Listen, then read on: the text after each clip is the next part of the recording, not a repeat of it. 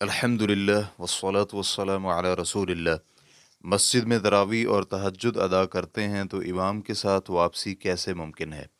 سوال کیا گیا ہے۔ آپ نے اپنی ویب سائٹ پر ایک فتویٰ میں ذکر کیا تھا کہ جس شخص نے امام کے ساتھ مکمل تراویح کی نماز ادا کی اور امام کے واپس جانے پر ہی وہ واپس ہوا تو اس کے لیے مکمل ایک رات کے قیام کا ثواب لکھ دیا جاتا ہے۔ ہمارے ہاں مسجدوں میں آخری عشرے میں 20 رکعت تراویح اور 3 وتر نماز عشاء کے بعد ادا کیے جاتے ہیں۔ پھر سحری سے کچھ دیر قبل 8 رکعت تراویح بما وتر ادا کیے جاتے ہیں۔ اگر ہم اس طرح نماز پڑھیں تو ہمیں ساری رات کے قیام اللیل کا ثواب کیسے ملے گا؟ رہنمائی فرما دیں۔ الجواب بعون الوہاب۔ ابو ذر رضی اللہ عنہ کہتے ہیں کہ رسول اللہ صلی اللہ علیہ وآلہ وسلم نے نماز تراویح کے بارے میں فرمایا، جو شخص امام کے ساتھ مکمل قیام اللیل کرے یہاں تک کہ امام کے ساتھ ہی واپس ہو تو اس کے لیے پوری رات کے قیام کا ثواب لکھ دیا جاتا ہے۔ ترمذی حدیث نمبر 806۔ اور امام ترمذی رحمہ اللہ نے اسے روایت کرنے کے بعد کہا ہے کہ یہ حسن صحیح حدیث ہے۔ ابو داؤد حدیث نمبر 1375 اور علامہ البانی رحمہ اللہ نے اسے ارواء الغلیل جلد نمبر 2 حدیث نمبر 193 میں صحیح قرار دیا ہے۔ لہٰذا یہ فضیلت اس شخص کے لیے ہے جو امام کے ساتھ مکمل تراویح ادا کرے اور امام کے واپس ہونے پر گھر جائے۔ نماز تراویح کا آخری حصہ کون سا ہے کہ جس کو ادا کرنے پر امام واپس ہوتا ہے؟ اس بارے میں شریعت نے اصول یہ بنایا ہے کہ وہ نماز وتر ہے، جیسے کہ یہ چیز نبی علیہ الصلاۃ کے حکم اور عمل دونوں سے ثابت ہے۔ عبداللہ بن عمر رضی اللہ عنہما کہتے ہیں کہ نبی علیہ الصلاۃ کا فرمان ہے، اپنی رات کی آخری نماز وتر بناؤ۔ بخاری حدیث نمبر 998، مسلم حدیث نمبر 751۔ چاہے وتروں کی ادائیگی نماز عشاء کے فوری بعد ہو یا رات کے آخری تہائی میں، ہر دو طریقے درست ہیں۔ چنانچہ جابر رضی اللہ عنہ کہتے ہیں کہ رسول اللہ صلی اللہ علیہ وآلہ وسلم نے فرمایا، جس شخص کو یہ خدشہ لاحق ہو کہ رات کے آخری حصے میں بیدار نہیں ہو سکے گا تو وہ رات کی ابتدا میں ہی وتر پڑھ لے، اور جسے رات کے آخری حصے میں بیدار ہونے کی امید ہو تو وہ آخری حصہ میں ہی وتر پڑھے، کیونکہ رات کے آخری حصہ کی نماز میں فرشتے حاضر ہوتے ہیں اور یہ افضل بھی ہے۔ مسلم حدیث نمبر 755۔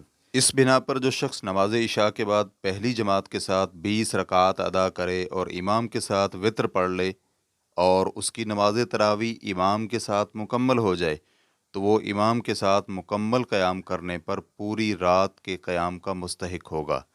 اب اس کے لیے رات کے آخری حصے میں دوسرے امام کے ساتھ نماز پڑھنا ضروری نہیں ہے، کیونکہ اس کی پہلی نماز مکمل اور کامل ہے۔ البتہ اگر کوئی شخص مزید اجر حاصل کرنے کے لیے دونوں اوقات میں نماز پڑھتا ہے تو یہ زیادہ اچھا ہے، تاہم اسے دوبارہ وتر نہیں پڑھنے چاہیے، کیونکہ نبی علیہ الصلاۃ نے 2 بار وتر پڑھنے سے منع فرمایا ہے۔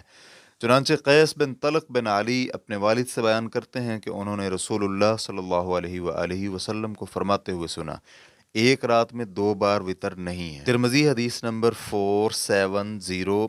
اسے ابن حجر رحمہ اللہ نے فتح الباری جلد نمبر 2 صفحہ نمبر 481 میں حسن قرار دیا ہے، اور البانی رحمہ اللہ نے اسے صحیح سنن ترمذی حدیث نمبر 470 میں صحیح قرار دیا ہے۔ یہاں اس کے لیے 2 طریقے ہیں، ہر ایک طریقے کے بڑی تعداد میں علماء کرام قائل ہیں۔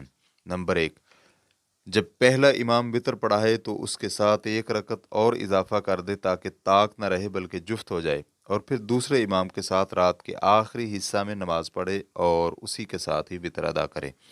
نمبر 2، پہلے امام کے ساتھ ادا کیے ہوئے وتروں پر ہی اکتفا کرے، اور جب دوسرے امام کے ساتھ نماز ادا کرنے لگے تو پھر وتر ادا کیے بغیر واپس چلا جائے، اور اگر دوسرے امام کے ساتھ بھی وتر ادا کرے تو قیام اللیل کی نیت سے اس میں 1 رکعت مزید شامل کر کے اسے جفت بنا لے۔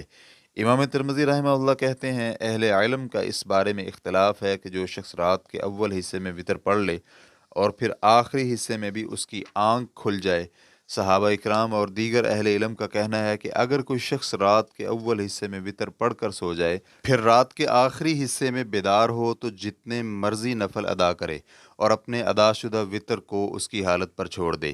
یہ سفیان ثوری، مالک بن انس، ابن مبارک، شافعی، اہل کوفہ اور احمد کا موقف ہے۔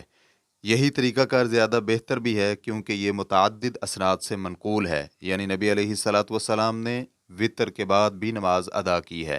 ریفرنس کے لیے دیکھیے سنن ترمذی جلد نمبر 2 حدیث نمبر 334۔ واللہ تعالی اعلم۔ اسلام کیو اے ریکارڈنگز مؤسسۃ الشیخ محمد صالح المنجد، المملکۃ العربیۃ السعودیہ، فتویٰ نمبر 232790۔ والسلام علیکم ورحمۃ اللہ وبرکاتہ۔